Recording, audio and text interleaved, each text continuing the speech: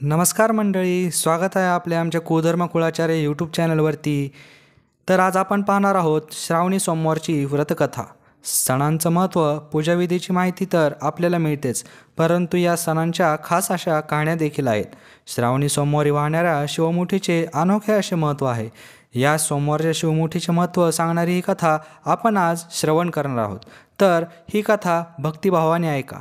ह्या कथेचे पुण्य खूप मोठे आहे असे आपले पुराण सांगते. तर चला तर आपण आज ही कथा ऐकूयात. तर मंडळी, आपण आज ऐकणार आहोत कथा श्रावण सोमवार शिवामुठीची. आटपाट नगर होतं. तिथं एक राजा होता. त्या राजाला 4 सुना होत्या. 3 आवडत्या होत्या तर 1 नावडती होती.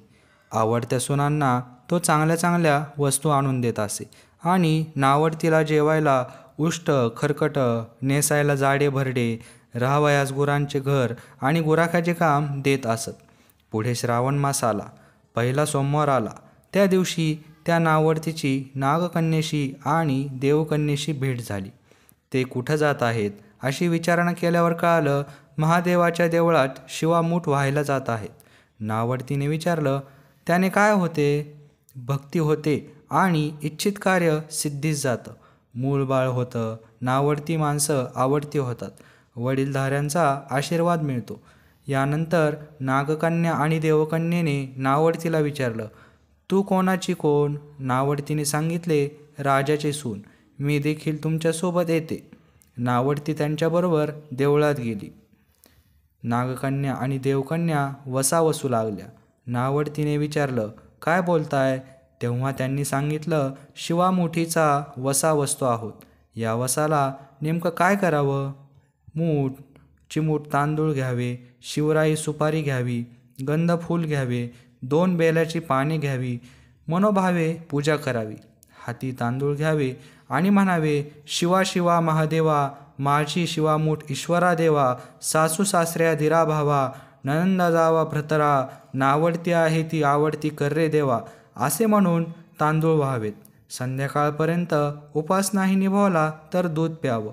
संध्याकाळी आंघोळ करावी, देवाला बेल वाहावा आणि मुकाट्यानं जेवण करावं.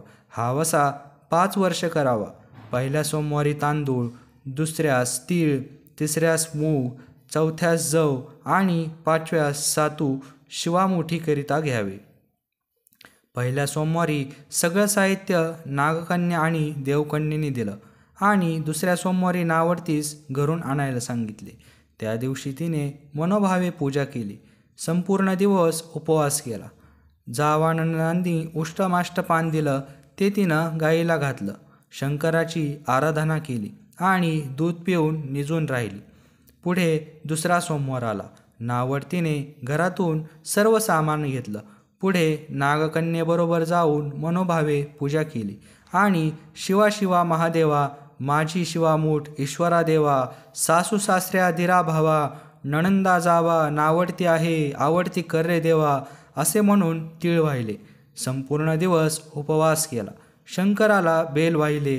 दूध पिऊन निजून राहिली. संध्याकाळी सासऱ्यानं विचारलं, तुझा देव कुठे आहे? नावडतीने सांगितले, माझा देव लांब आहे. वाटा कठीण आहेत. काटे कुठे आहेत. साप वाघ आहेत. तेथे माझा देव आहे. पुढं तिसरा सोमवार आला. पूजेचं सामान घेतलं. देवाला जाऊ लागली. घरची माणसं मागे मागे जाऊ लागली. नावडती तुझा देव दाखव म्हणू लागली. नावडतीला रोजचा सराव होता. तिला काही वाटलं नाही. परंतु सर्वांना पुष्कळ काटे कुठे लागले. नावडतीची दया आली. आजपर्यंत रानात कशी येत असेल कोण जाणे. नावडतीला चिंता पडली. देवाला प्रार्थना केली. देवाला तिची करुणा आली. नागकन्या देवकन्यासह वर्तमान देऊळ सुवर्णाचं झालं. रत्नजडिताचे खांब झाले. सगळ्यांनी देवाचं दर्शन घेतलं. नावडती पूजा करू लागली. गंध फूल वाहू लागली. नंतर शिवमूठ घेऊन शिवा शिवा महादेवा, माझी शिवामूठ ईश्वरा देवा, सासू सासऱ्या धीरा भावा, नणंदा जावा, नावडती आहे आवडती कर्रे देवा, असे म्हणून शिवाला वाहिली. राजाला मोठा आनंद झाला. नावडतीवर प्रेम वाढले. दागिने घालायला दिले. खुंटीवर पागोटं ठेवून तळे पाहायला गेले. नावडतीची पूजा झाली. पूजा झाल्यावर सर्व बाहेर आले. राजा परत आला. माझं पाकोटं देवळी राहिलं घेऊन येतो म्हणाला. देवाजवळ आला. अदृश्य झालेलं होतं. तेथे एका लहान देऊळ होतं आणि एक पिंड होती. त्यावर नावडतीने केलेली पूजा होती. जवळ खुंटीवर पागोटं होतं. ते घेऊन ते बाहेर आले. सुनेला विचारू लागलं, हे असं कसं झालं? सुनेने सांगितलं, माझ्या गरिबाचा हाच देव. मी देवाला प्रार्थना केली, त्यामुळे त्याने तुम्हाला दर्शन दिलं. सुनेमुळे देव भेटला म्हणून तिला पालखीत घालून घरी नेलं. नावडती होती ती आवडती झाली. जसा तिला शंकर प्रसन्न झाला तसा तुम्हा आम्हा सर्वांना हो. ही 60 उत्तराची कहाणी 5 उत्तरी सुफळ संपूर्ण. धन्यवाद मंडळी. तुम्हाला आमची ही कथा कशी वाटली? आवडल्यास लाईक, शेअर, सबस्क्राईब जरूर करा.